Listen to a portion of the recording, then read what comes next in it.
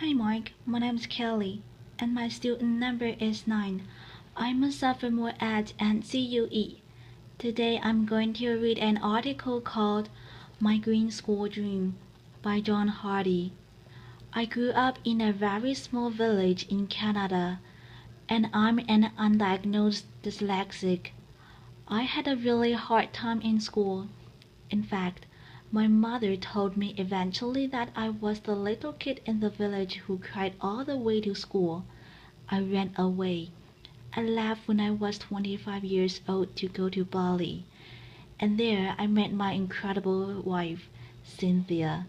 And together, over 20 years, we built an amazing jewelry business.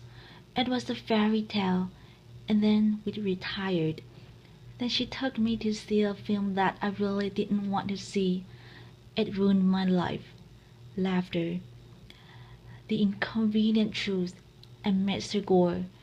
I have 4 kids, and even if part of what he says is true, they are not going to have the life that I had. And I decided at that moment that I would spend the rest of my life doing whatever I could to improve their possibilities. So here's the world, and here we are in Bali. It's a tiny little island, 60 miles by 90 miles. It has an intact Hindu culture. Cynthia and I were there. We had had a wonderful life there, and we decided to do something unusual. We decided to give back locally. And here it is. It's called the Green School.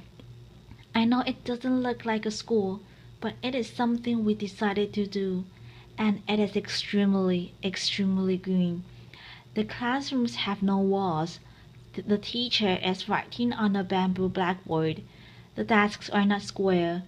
At Green School, the children are smiling, an unusual thing for school, especially for me. And we practice holism.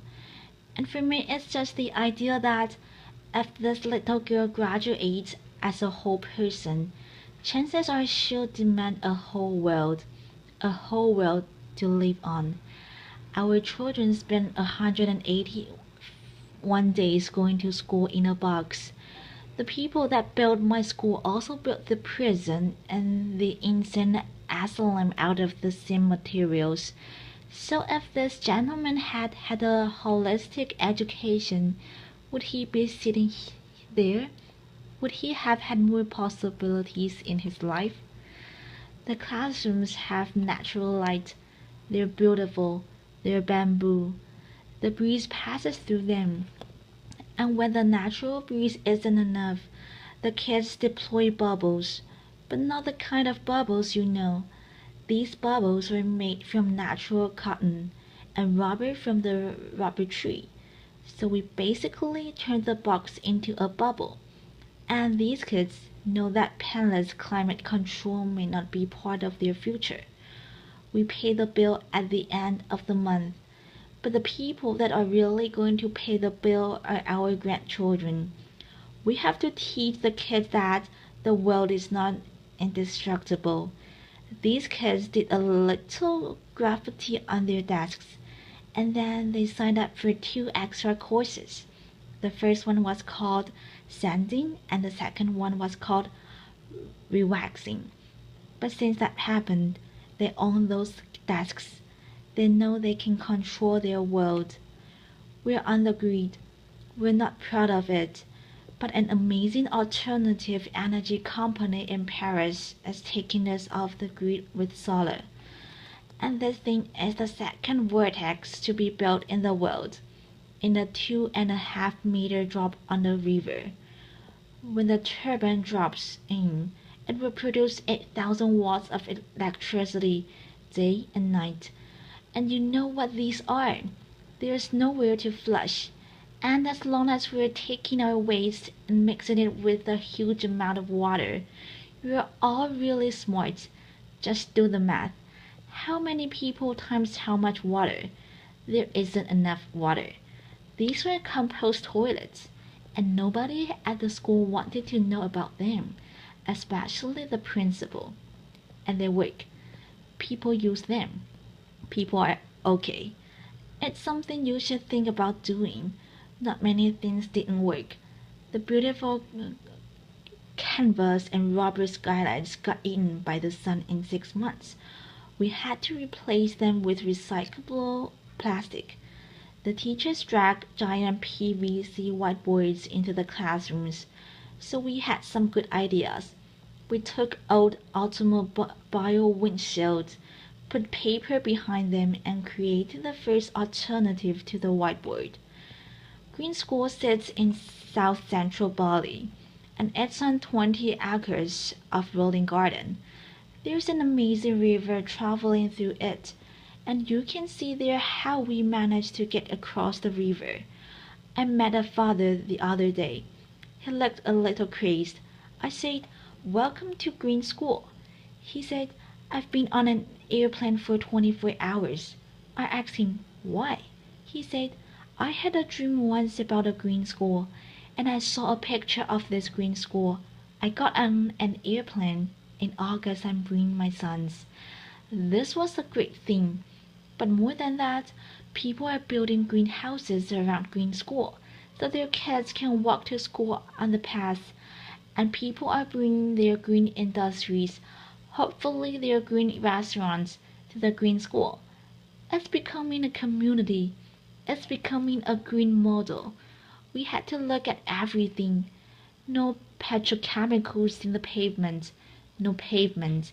These were volcanic stones laid by hand. There are no sidewalks. The sidewalks are gravel. They flood when it rains, but they're green.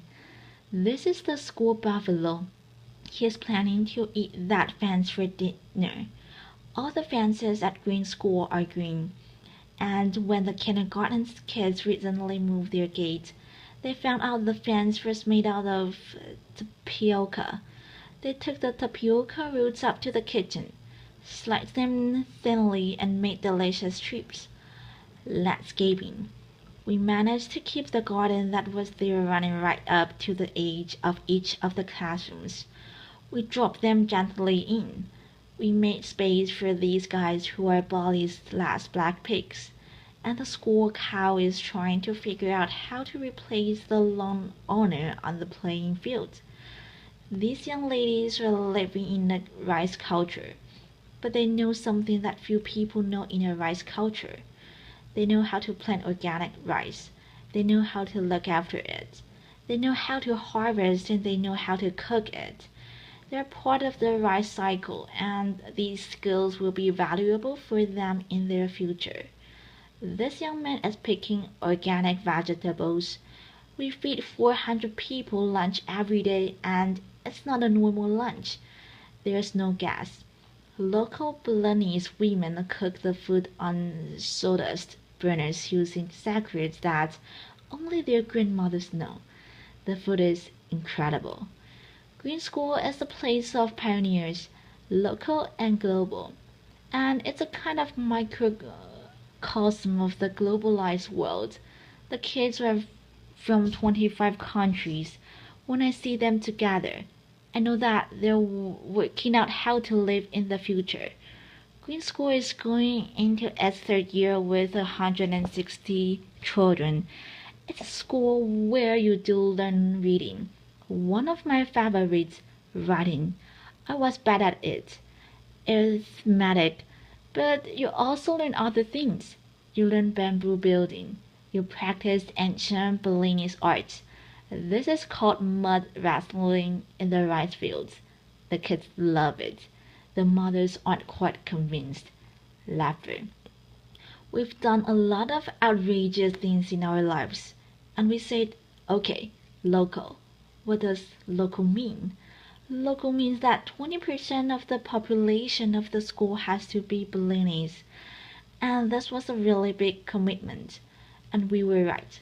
And people are coming forward from all over the world to support the Balinese Scholarship Fund, because these kids will be Bali's next screen leaders. The teachers are as diverse as the student body. And the amazing thing is that volunteers are popping up. A man came from Java with a new kind of organic agriculture. A woman came from Africa with music, and together these volunteers and the teachers were deeply committed to creating a new generation of global green leaders. The Green School Effect. We don't know what it is. We need someone to come and study it. But what's happening?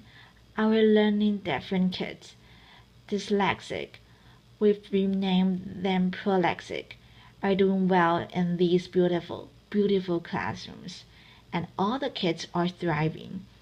And how do we do all this?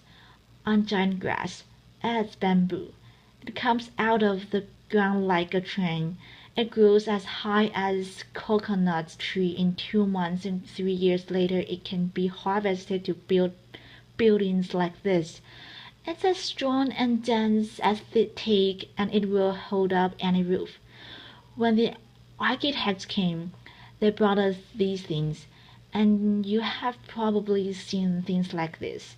The yellow box was called the administration complex. Laughter. We squashed it. We rethought it, but mainly renamed it the heart of school, and that changed everything forever. It's a double helix. It has administrators in it and many, many other things. And the problem of building it, when the Balinese workers saw long reams of plants, they looked at them and said, "What's this?" So we built big models. We had them engineered by the engineers. And Balinese carpenters like this measured them with their bamboo rulers, selected the bamboo and built the buildings using age-old techniques, mostly by hand. It was chaos, and the Balinese carpenters want to be as modern as we do, so they use metal scaffolding to build the bamboo building.